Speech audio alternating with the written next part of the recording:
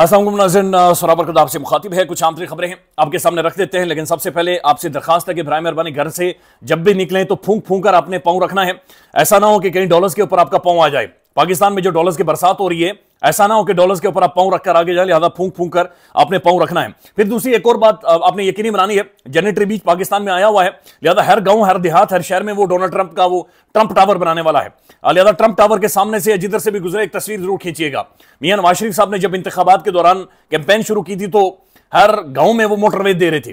फिर उन्होंने कहा था एयरपोर्ट भी बनाऊंगा, जगह जगह पर एयरपोर्ट, यानी महसूस हो रहा था कि हर घर के बाहर एक जहाज खड़ा होगा और फिर उसका अपना एयरपोर्ट होगा और वहां से वो जहाज उड़ाएगा। लिहाजा जेनेटरी बीच हर जगह पर एक टावर बनाने लगा है और ये ट्रंप टावर बनेगा। बाकायदा से सवाल किया गया है, यानी मैं उस बंदे की अकल के ऊपर हैरान हूं कि उसने प्रेस कॉन्फ्रेंस में यह सवाल पूछा जेनेटरी बीच से कि आप पाकिस्तान के अंदर ट्रंप टावर बनाने वाले हैं। मैं उसकी किताब पढ़ रहा हूं जो आर्ट ऑफ डील है डोनाल्ड ट्रंप की, यानी उस किताब को देखें और क्या मुंह और क्या पिद्दी और क्या पिद्दी का शोरबा। वो ट्रंप टावर के बारे में अपनी आधी किताब के अंदर लिख रहा है कि मैं जब छोटा था, बच्चा था, स्कूल जाता था, दूसरे ग्रेड में था, मेरा ख्वाब था कि मैं इतनी बड़ी इमारत बनाऊं, ट्रंप टावर बनाऊं।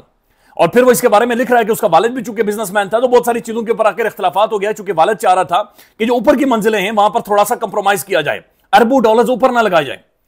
तो जेनेटरी बीच यहां पर आकर ट्रंप टावर बनाने लगा। ये इसके बारे में बातचीत करते हैं।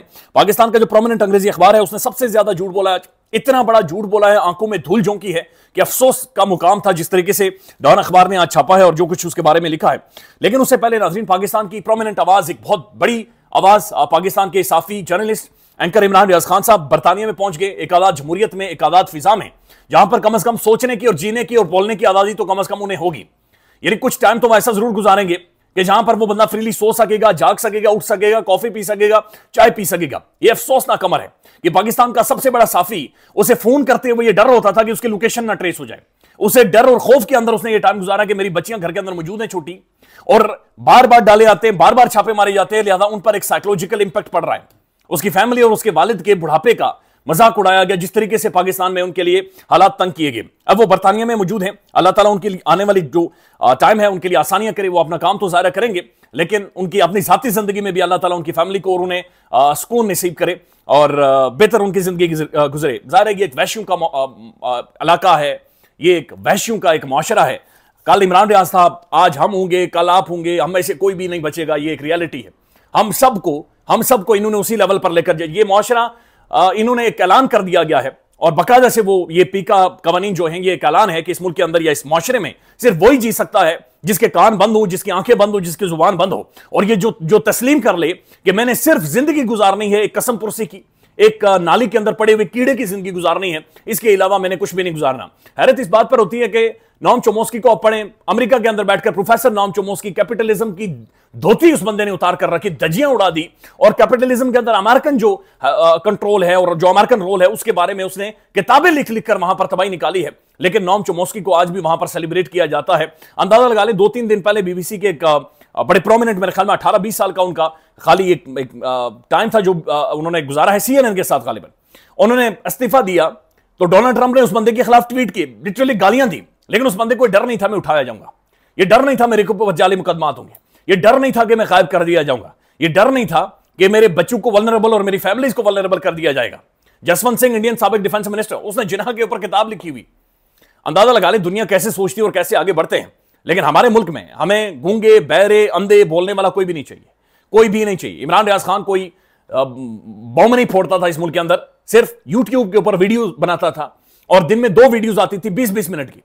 तो अंदाजा लगाएं कि एक एटमी स्टेट, एक न्यूक्लियर स्टेट, 25 करोड़ आबादी वाला मुल्क, उसने उस बंदे के लिए इतना वल्नरेबल कर दिया कि बिलाखिर उन्हें पता नहीं किस तरीके से, लेकिन जो हसनैन रफीक साहब ने विलॉग किया कि वो कश्ती के जरिए बड़ी मुश्किल से वो लंदन में पहुंचे हैं। बहरहाल ये अच्छी खबर इस हवाले से भी है कि इमरान रियाज ज़ाहिर है पाकिस्तानी सिस्टम को और इस निज़ाम को जानता है। लिहाजा जो भी उनकी आने वाले दिनों में जो कमेंट्री होगी, जो गुफ्तगू होगी, बातचीत होगी, वो जालिम के चेहरे को मजीद अयां करेगी। वैसे भी इमरान रियाज साहब के चेहरे के ऊपर जो दाढ़ी है और जो उनके बाल सफेद हैं, ये मुजाहिमत की निशानी है, रेजिस्टेंस की निशानी है। और जब भी आप उन्हें देखेंगे तो वो जालिम का चेहरा आपको कहीं ना कहीं पर नजर आएगा। उस जालिम की परछाई, उसका साया आपको वहां पर कभी लाजमी महसूस होता रहेगा। ये एक रियलिटी है और यही है जो कि पाकिस्तान में बदकिस्मती से लोगों के साथ। और अगर वैसे भी आप देखें, रिजीम चेंज बहुत कुछ खा गई है। इमरान रियाज खान साहब को मुल्क छोड़ना पड़ा, जिस तरीके से अरशद शरीफ साहब के साथ किया गया, अयाज अमीर साहब का गला फाड़ा गया, समी इब्राहिम साहब के साथ जो सलूक, सिद्दीक जान साहब को उठाया गया, जमील फारूकी साहब के साथ जो हुआ है, और उसके बाद खौफ और टेरर जो पाकिस्तान के अंदर कायम किया गया है। नाज़रीन, ये प्रोमिनेंट अंग्रेजी अखबार है जी, डॉन न्यूज। ये आज की सिर्फ अखबार है। इसका पहला पेज आप देखें तो बड़ी हैरत हुई है मुझे, बल्कि अफसोस हुआ है कि कितनी बड़ी एक इंटेलेक्चुअल बैंक्रप्सी है, इंटेलेक्चुअल डिसऑनेस्टी है इस मुल्क के साथ। एक मजाक है, एक शुगल है, ठट्ठा है जो हम सब मिलकर कर रहे हैं। अब यहां पर लिखा क्या गया है, new US admin has nothing but respect for Pakistan says Trump aide. Donald Trump का जो साथी है, डोनाल्ड ट्रंप का जो बंदा है, वो ये कह रहा है कि न्यू एडमिनिस्ट्रेशन ऑफ जो अमेरिका की एडमिनिस्ट्रेशन है, पाकिस्तान के लिए एहतराम है, रेस्पेक्ट है। अब नाजरीन, उसके बाद इसी खबर के अंदर डॉन न्यूज 8 से 10 दफा ये बात लिख रहा है, 8 से 10 दफा ये बात लिख रहा है कि ये बंदा बहुत ज्यादा क्लोज है डोनाल्ड ट्रंप के, और ये बंदा डोनाल्ड ट्रंप का एड है, a close aide to US president Donald Trump, a close aide. अच्छा, प्रेस कॉन्फ्रेंस में वो बंदा खुद कह रहा है कि 2016 में उसका एक रोल था, उसने फंड रेजिंग कुछ की थी और उसके अलावा कुछ नहीं की। अब ये पाकिस्तान के प्राइम टेलीविजन और अखबार में बार बार लिखा जा रहा है कि अरबपति जनाब, ये अमेरिकन बिजनेसमैन, अरबपति बिजनेसमैन। ये बात समझें कि इन अकल के अंधों को ये समझ नहीं आ रही, हम चूंकि भूखे हैं, नंगे हैं, लिहाजा हमारी 2 पैसे की औकात नहीं, हमारे पास 4000 रुपया हम बंदा मरवा देते हैं। दुनिया भर में ये अरबपति होना ये नॉर्मल है। अमेरिका के अंदर मेरे ख्याल में दुनिया में सबसे ज्यादा अरबपति हैं। ये ज्यादा दुनिया भर में चूंकि कारोबार होता है, बिजनेस होता है, जदीद टेक्नोलॉजी है, मॉडर्निज्म है, एक मॉडर्न लिबरल इकोनॉमी है, लिहाजा दुनिया भर में अरबपति होना कोई औखी बात नहीं है। यानी मेरी उम्र में लोग बिलियनर होते हैं, आपकी उम्र में या छोटे बच्चों की उम्र में मेरे ख्याल में 14-14 साल के बच्चे वहां पर बिलियनर्स है, ट्रिलियनर्स है। तो लिहाजा वहां पर लोग पैसे कमाते हैं, सरमाया कमाते हैं, पूरी दुनिया वहां पर मौजूद होती है, नए नए एवेन्यूज होते हैं, डायनामिक्स होते हैं, वहां पर सोचने की आजादी है, वहां पर इन्वेस्ट करने की आजादी है, वहां पर आप हर चीज कर सकते हैं। लिहाजा पाकिस्तान के अंदर अरबपति सरमायाकार और उसके आगे पीछे जिस तरह साफियों को बिठाया गया, उनकी शक्लें देखकर महसूस हो रहा था ये फ्रॉडी है। यानी नौसरबाज, अगर आप जूम कर करके उनकी शक्लें देखें, कसम खुदा की उनकी शक्लों से पता चल रहा था कि ये झूठे हैं और ये फ्रॉडी हैं और ये बेईमान हैं। अब डॉन अखबार वो चीज नहीं लिख रहा जो कि अमेरिकन एम्बेसी ने लिखी है कि जनाब ये एक प्राइवेट विजिट पर बंदा आया है और ये कोई डोनाल्ड ट्रंप की अमेरिकन एडमिनिस्ट्रेशन की पॉलिसी नहीं है। यकीनी तौर पर ये बिजनेस करने की गर्ज से आया होगा और यकीनी तौर पर शायद मिलियंस ऑफ डॉलर्स ये खर्च भी कर दे पाकिस्तान के अंदर, लेकिन कहा यह जा रहा है कि जनाब ये मदनियात के अंदर खर्च करेगा। मैं आपको हकीकत बताऊं, मैं दूसरी में पढ़ता था तो मैंने मशरत इल्म के अंदर पढ़ा था कि पाकिस्तान के अंदर इतनी को मदनियात हैं कि अगले 5 सालों में जो ही मदनियात निकलेंगे हम छा जाएंगे। मेरे मोहल्ले का एक छोड़ू था, अच्छा वो छोड़ू हर वक्त कहानियां सुनाता था कि 2 सालों बाद मदनियात निकल आएंगी, 5 सालों बाद निकल आएंगी, 6 सालों बाद निकल आएंगी। 18 जमातें मैं पढ़ चुका हूं, अब भी पढ़ रहा हूं और अभी भी वही वाले मदनियात फलाना भी इन्वेस्ट करेगा। भाई हैं मदनियात तो निकालें ही नहीं एक दफा। यानी आपने 8-10 नस्लें बर्बाद कर दी हैं भूखी नंगी, और भाई निकालें, इनका कोई इस्तेमाल करें, इन्हें दुनिया में बेचें या इधर आगे पीछे बेचें, कम से कम रोजी रोटी चले, कुछ ना कुछ तो यानी मदनियात का करें ना। हर वक्त जिसने भी चूरन बेचना हो, जी मदनियात हैं, मदनियात में इन्वेस्टमेंट आ रही है, फलाना आ गया, वो मदनियात निकालेगा, ये कर देगा, और जी नीचे से पता नहीं जखीरे निकलने, मतलब निकालने इन्हें जखीरों को, इन्होंने अंडे देने हैं नीचे, निकालें इन्हें, एक दफा खर्च करें, मुल्कों को आगे लेकर जाएं, कोई इकोनॉमी चले, कोई पहिया चले। सारी जिंदगी मांग मांग कर यानी हमारी हड्डियां निकल आई हैं बाहर, ज्यादा निकालें इन्हें किसी तरह से। लेकिन खैर जी, एक दफा फिर ये जी को मदनियात के अंदर इन्वेस्ट करेंगे और फलानी चीजों के अंदर इन्होंने इन्वेस्ट करना है। ईसा नकवी साहब ने अपने ब्लॉग में ठीक कहा कि किन लोगों को हम अपने प्राइम मिनिस्टर तक उन्हें एक्सेस दे रहे हैं। आपको याद होगा मेरे ख्याल में पेंटागन के चीफ पाकिस्तान में आए थे, इमरान खान ने मिलने से इनकार कर दिया था, उन्होंने कहा प्रेसिडेंट को कहें अगर मुझसे मिलना है तो। लिहाजा ये पाकिस्तान के प्राइम मिनिस्टर हैं, लेकिन दुनिया से कोई भी कुत्ता बिल्ला आता है मिल जाता है, अचानक से एक्सेस हो जाती है प्राइम मिनिस्टर तक। ऐसा नहीं होना चाहिए। प्राइम मिनिस्टर उस कुर्सी का एक एहतराम है, उसका तकद्दुस है। लिहाजा प्राइम मिनिस्टर साहब पता नहीं क्यों खुद को भिखारी समझते हैं। हम भिखारी नहीं हैं, हमारे हालात खराब है, इकोनॉमी ठीक हो जाएगी इंशाल्लाह, मुल्क आगे बढ़ेगा, लेकिन हम भिखारी नहीं है। वो हारून रशीद साहब ठीक कहते हैं कि जनाब जो कर्जदार होता है ना, जो कर्जा उठाता है, वो फिर भी खुद को भिखारी नहीं करता। यानी आपकी इसकी इज्जत नफ्स होती है, लेकिन हमारे मुल्क का वाहिद वज़ीर आज़म है जो काम भिखारी। हम दुनिया भर में जो मुझे देखता है वो समझता है ये भीख मांगने के लिए आ गया।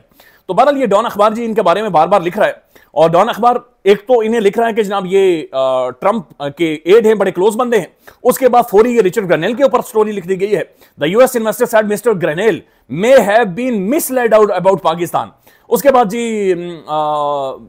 ये लिख रहा है कि जनाब ट्रंप एडमिनिस्ट्रेशन बड़ी सपोर्टिव होगी इस हुकूमत की, लेकिन अभी तक कोई जवाब नहीं आया। अब आगे लिख रहा है बिलियंस ऑफ डॉलर्स की इन्वेस्टमेंट लेकर आ गया हूं और मैं बिलियंस ऑफ डॉलर्स यहां पर इन्वेस्ट करने लगा हूं, और यहां पर जनाब तबाही और यहां पर डॉलर्स की बरसात होगी। आप सिर्फ इस खबर को देखें और उसके बाद आप ज्यादा दूर ना जाएं।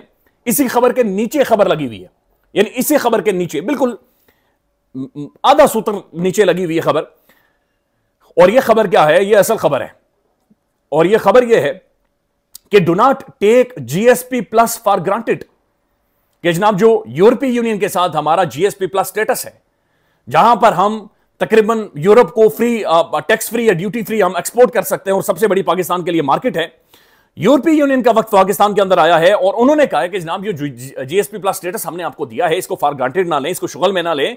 इसके लिए आपने 27 कन्वेंशन के ऊपर दस्तखत किए हुए हैं, आपने साइन किए हुए हैं, और उन 27 कन्वेंशन के अंदर यह चीज शामिल थी कि आपने इमरान रियाज खान साहब जैसी आवाजों को प्रोटेक्ट करना है, उन्हें फ्रीडम देना है, उन्हें बोलने देना है, उनकी जिंदगी, उनकी फैमिली, उनके कारोबार, हर चीज का तहफ्फुज देना है, और फिर सिविलियंस का मिलिट्री ट्रायल ना हो। अब ये डॉन अखबार की स्टोरी है अब्सा कोमल साहिबा की। The European union has warned Pakistan, उन्होंने वार्न किया है, उन्होंने वार्न किया है not to take its GSP plus status for granted. और the European union special representative for the human rights who is currently on the week long visit to the Pakistan has also urged the government not to use military courts to pursue cases against citizens and opposed recent moves to restrict freedom of expression। कि जनाब आप ये ना करें कि जनाब ये military courts में ट्रायल ये आप नहीं कर सकते। और दूसरा उन्होंने कहा जनाब ये जो पीका एक्ट आप लेकर आए हैं, ये जो अमेंडमेंट करके तरामीम करके लोगों की जुबान बंदी करने के लिए, ये आप ना करें। तो ये बड़ी अहम तरीन ऑफिशियल्स के साथ मिले हैं और पाकिस्तान की बड़ी बड़ी शख्सियात के साथ मिले हैं, और ये एक हफ्ते के लिए यहां पर मौजूद है, और उन्होंने बड़ा क्लियर कट कैटेगोरिकली ये कह दिया है, जो कि आज का अंग्रेजी अखबार भी ये छाप रहा है कि जनाब आपने ये काम नहीं करना। और यूरोपीय यूनियन एक तरफ जीएसपी प्लस स्टेटस कह रहा है कि खतरे में है, ऊपर जनाब जेनेटरी बीच बैठा हुआ है और बीच कह रहा है कि मैं इतने पैसे खर्च कर दूंगा, इतने पैसे खर्च कर दूंगा कि हर मोहल्ले में एक ट्रम्प टावर बना कर दूंगा। नाज़रीन, सोशल मीडिया जो शर्पसंद सोशल मीडिया है, एक तो मुझे समझ नहीं आती कि सोशल मीडिया का बंदा क्या करे। अहमद वड़ाई साहब ने लिखा है, इन्होंने जेनेटरी बीच की बिल्कुल धागे निकाल कर रखे। 2016 में ट्रंप ने जब हल्फ उठाना था, एक तंजीम ने ट्रंप के साथ फोटो वगैरह के लिए $5 लाख की डिमांड की। यानी एक तंजीम थी, उन्होंने कहा अगर आपने ट्रंप के साथ तस्वीर लगानी है, लेनी है, तो $5 लाख आप हमें दें। ट्रंप के बेटों को भी डायरेक्टर शो किया गया, यानी उस तंजीम ने कहा कि ट्रंप का जो बेटे हैं ये इसके डायरेक्टर हैं। ट्रंप टीम ने तंजीम को जाली करार दे दिया। तंजीम बनाने वालों में जेनेटरी बीच भी शामिल था। यानी जो भी आता है नौसरबाज निकलता है। ख्याल रखिएगा, अपडेट करेंगे। अल्लाह हाफिज।